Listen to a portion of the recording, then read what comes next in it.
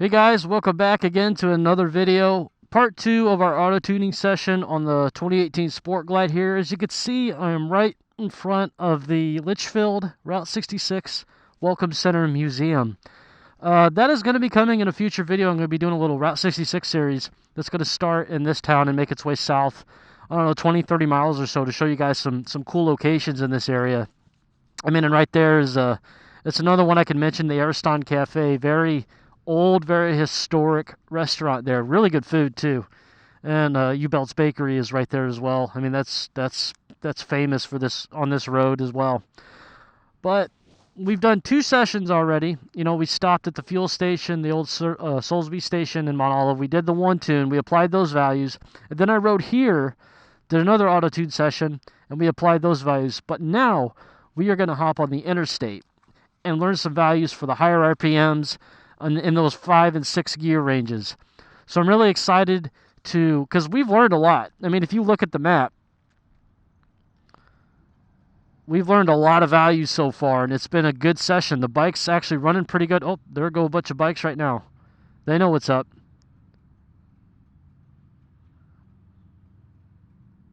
Nice. But anyway, we're just going to continue on with our map tuning, and I'm going to go to auto tune here, continue. We're going to get the bike turned on. Give me just a minute here. I'm still learning how to do this. I mean, guys, and take everything I say. I may say some things wrong. I am not perfect by any means, and I don't know exactly what I'm doing all the time. Okay, so we're still in auto tune, so that's good. It's saying please wait, and there's what we've learned. A good amount of values learned. Lots of green, more green than orange, which that's exactly what we want. So we're learning, the bike's learning, it's running well, and we're just going to get it running better. We're going to hop on the interstate right now, on Interstate 55. And I'm actually on my way to go see my old bandmate and friend Brandon, who's in the Iron Sleds MC. Go meet up with him at his clubhouse, and let's get started. I'm going to make sure I'm going to get off the bike real quick. Check a few things. Yep. I'll tell you what, if you're a photographer and you like to motovlog and you want to travel light with a bag that can carry a few lenses, your camera, and some other gear, I'll put the name of this bag right here on the screen, but this bag is awesome. It could hold a little tripod or a little gimbal on the side. I mean, I've got 2 lenses, a microphone, my camera, you know, a couple other accessories, but this little bag is amazing. Highly recommend it if you like to travel light and want to bring some of your photography equipment or your GoPros or whatever. All right.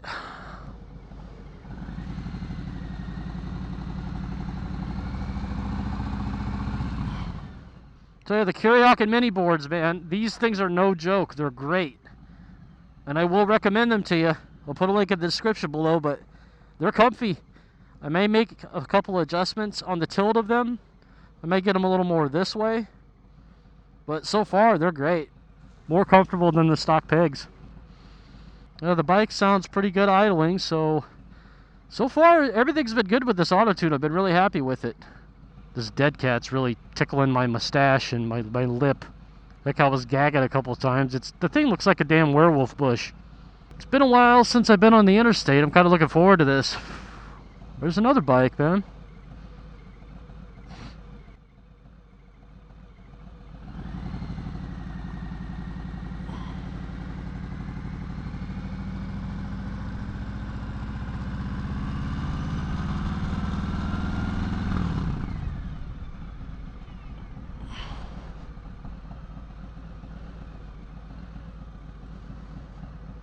Would have been cool to ride with somebody today, but I figured since nobody was available, I'd just throw on the GoPro and shoot some video and then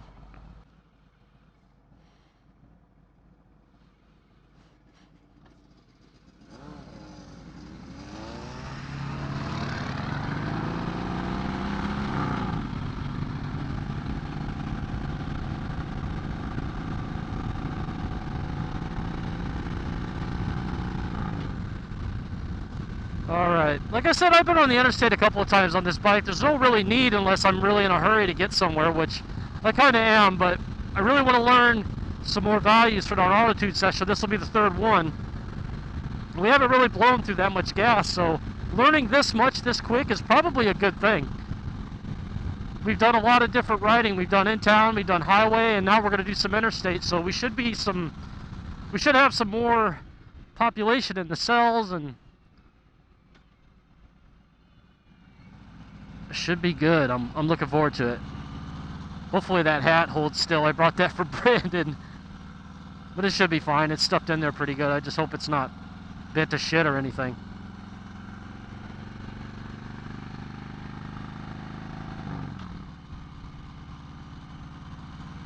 I could totally go around these guys, but I'm not gonna.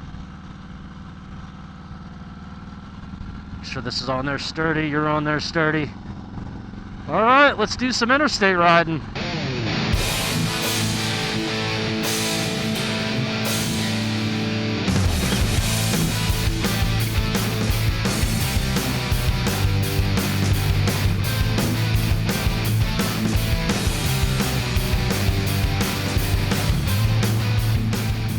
Woo! Man, this bike does so good on the interstate. I love it, man.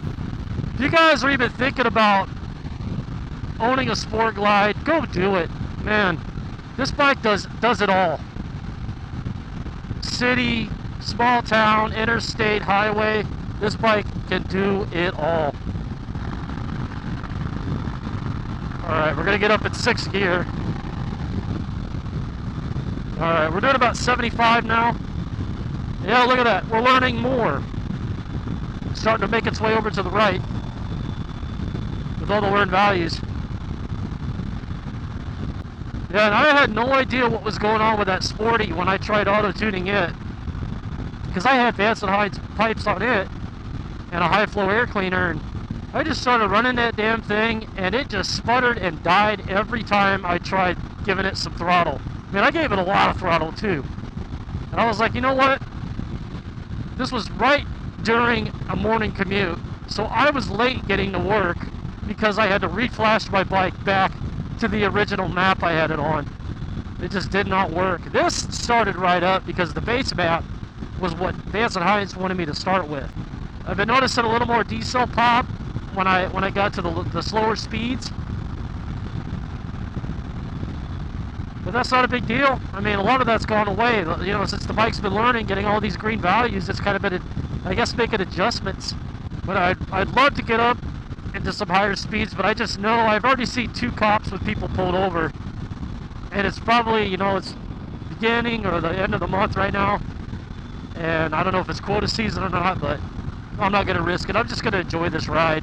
What's cool is it's going to be about this warm tomorrow, so I'll be riding to work. So for all of you watching, let me know in the comments below if you have checked out the 5 Dirty Bikers podcast. Some of you are going to respond, possibly. I know you've seen it, but I just want to know if there's anybody that's checked it out lately that, let me know what you think of it. I mean, do you guys enjoy it? Do you think it's too raunchy? Do you like it? You know, the whole thing with the 5 Dirty Bikers podcast is we just wanted to bring a little twist to a motorcycle podcast. So the whole thing with 5 Dirty Bikers is we wanted to bring a little bit of our humor to the platform. Not just talk about motorcycles 100% of the time. Yeah, I mean, it is a motorcycle-themed podcast, but, I mean, we all have our own personalities, and they blend so well, especially since Mary the Gear Ravens joined. I mean, she fit right in. We were kind of worried how she would react to some of the wisecracks that, you know, we pull off, but she said, hey, you guys do you. She said, I can take it. I'm down for anything. So it's like, we actually just got raunchier since the Gear Raven joined, and I think it's funny. No, it's awesome. We're having a lot of fun with it, and you know, it just makes the winter that much more bearable. Oh man, I miss riding. So we'll spin a little topic into this auto-tune session, which, see, check this out. We've learned a lot more, and that's great. That's exactly what I wanted for this little interstate trip. But this was a Five Dirty Bikers podcast topic that I wanted to bring to this motovlog and hear what you guys have to say after I get done, you know, giving my spiel. So winter depression when you ride a motorcycle. If you live in a wintry climate where, you know, a quarter of the year, half the year, your bike is put up, there's snow, there's ice, the temperatures are unbearable. You know, not everybody likes to dress up like an astronaut and go out and ride in 19 degrees. I mean, I don't. It's just not fun when your biggest priority is making sure you don't get freezer burn on your neck and shit. But it seems like this winter was more depressing than the last two since I've owned a motorcycle. I mean, last year we had freezing temperatures and it was real bad as far as, you know, the ice and the snow. I mean, there was like a week at a time where it didn't get above zero. And I mean, it was terrible. Like taking your dog out for a walk when it's negative 20 out with like the wind chill even worse than that. That is not fun. Doable, yes, but fun it is not. But I don't know if it's just the combination of you know, enjoying this bike so much more because of all the mods I've done to it, and I'm enjoying it so much more than when it was stock. That, you know, and the Midwest Moto meetup, that was toward the end of our riding season, and that just left us with wanting more. We had so much fun during that meetup. We didn't want it to end, and we didn't want riding the season to end because we had such a high from it after it was done with, and everybody traveled back home. I mean, people were still talking about it, and that's exactly what we wanted for this. It was just a good time, and I know there's still people out there that are getting out riding in the winter when they can, but I mean, I haven't been. But one of the things that's been keeping my sanity is the podcast, and then watching all you warm weather riders. That, I mean, that helps a lot.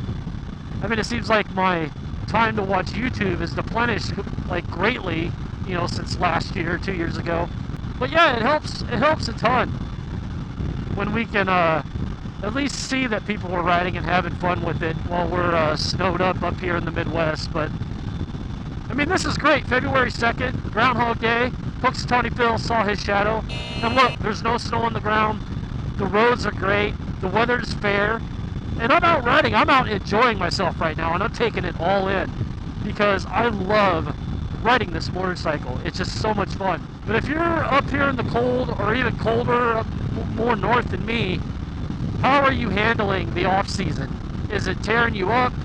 Are you doing okay? I mean, what's keeping your sanity if you're not doing so bad? Let me know in the comments below.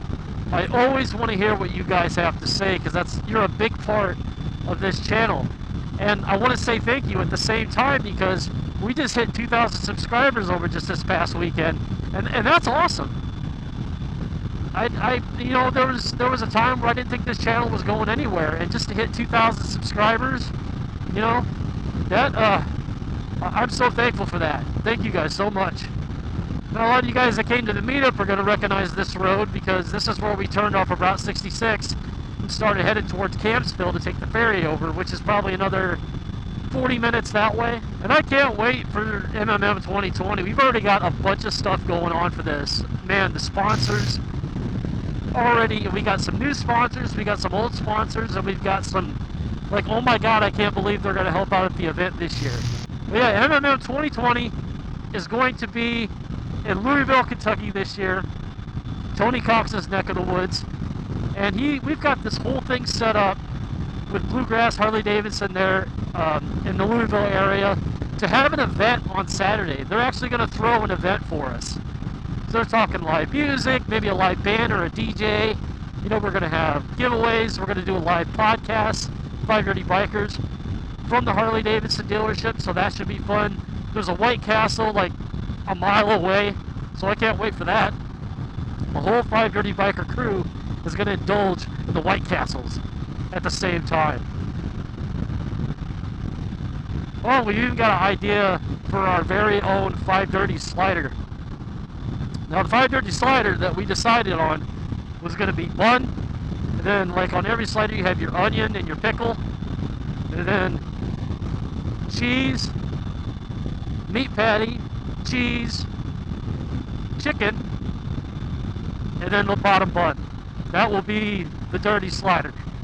So we're pretty much maintaining a speed of about 60-61 right now. As you can see, this is where the FP3 is learning the values currently. So we're not going to be learning a whole bunch because we've already learned these values because they're green. But learning all this new stuff over here has been good. Maybe when we leave, we'll get back on the interstate. That way we can turn some of these cells green. But the progress is good. I like it. This has been a good auto-tune session for all three that we've done so far. Well, guys, I'm going to save some of my battery for when we get to the MC. So I'll talk to you guys in a future video. Please subscribe, like this video, leave a comment. Let me know about winter depression when you ride a motorcycle. Do you suffer from it? If you're riding all year round, are you laughing at us up here? Let me know. Let me know what's going on. Until next time, take it sleazy, and I'll see you next time.